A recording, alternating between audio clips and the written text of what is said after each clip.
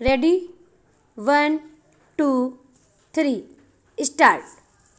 उपाध्यक्ष महोदय, बजट पर जो चर्चा चल रही है उसमें भाग लेते हुए मैं भी अपने विचार सदन के सामने प्रस्तुत करना चाहता हूँ। इस पर विचार करते समय दो स्थितियों को हमें दृष्टि में रखना होगा। एक दृष्टि यह है कि किस स्थिति से हमारा देश गुजर रहा है, उसमें हमें क्या करना है, और दूसरी दृष्टि यह है कि भविष्य में देश को किस दिशा में ले जाना चाहते हैं। जब तक इन दोनों दृष्टिकोणों को सामने रखते हुए बजट को नहीं जांचेंगे, तब तक हम यह निर्णय नहीं कर पाएंगे कि यह जो बजट हमारे सामने रखा गया है वह देश की दृष्टि से उचित बजट है या नहीं। जब मैं इस समय की स्थिति को देखता हूँ तो मेरे सामने देश की संकटकालीन स्थिति आ जाती है।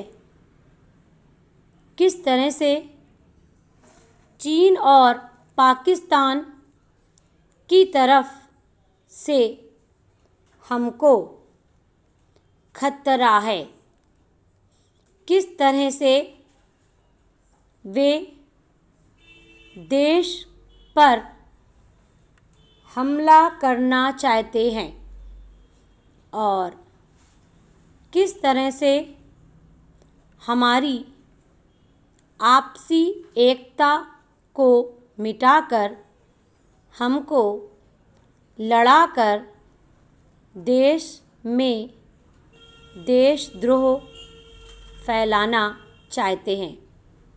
इसके साथ ही साथ जब मैं पिछले बजट को सामने रखता हूँ तो मुझे यह कहना पड़ता है कि आज का बजट चाहे जिस स्थिति में भी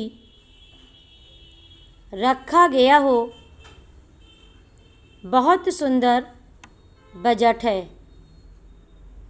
एक ईमानदार कोशिश हमारे वित्त मंत्री महोदय ने इस बजट को तैयार करते समय की है, लेकिन एक राजनीतिज्ञ की दृष्टि से जब मैं देश के भविष्य की ओर देखता हूँ तो मुझे यह कहने में कोई संकोच नहीं होता है कि कोई विशेष समाधान इस बजट से नहीं निकलता।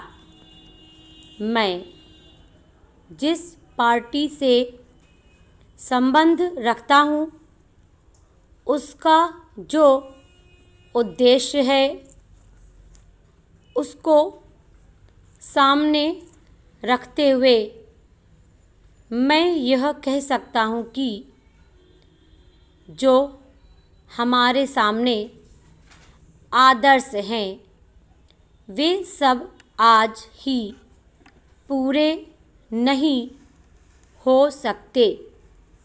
हमारे वित्त मंत्री या हमारी सरकार आज ही सब कुछ नहीं कर सकती या स्वर्ग लाकर हमारे सामने खड़ा नहीं कर सकती, लेकिन फिर भी यह मैं अवश्य देखना चाहता हूँ कि हमारा देश आगे बढ़ रहा है या नहीं।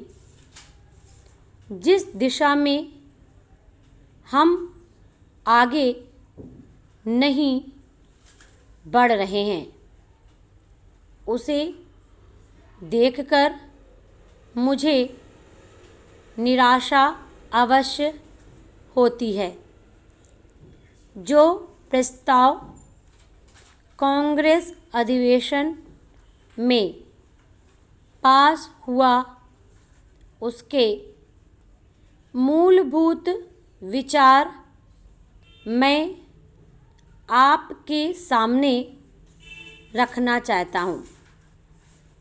वहाँ हमने यह निश्चय किया था कि वर्तमान पंचवर्षीय योजना खत्म होने तक देश की जनता की ज़रूरत की चीज़ें पूरी कर दी जाएंगी।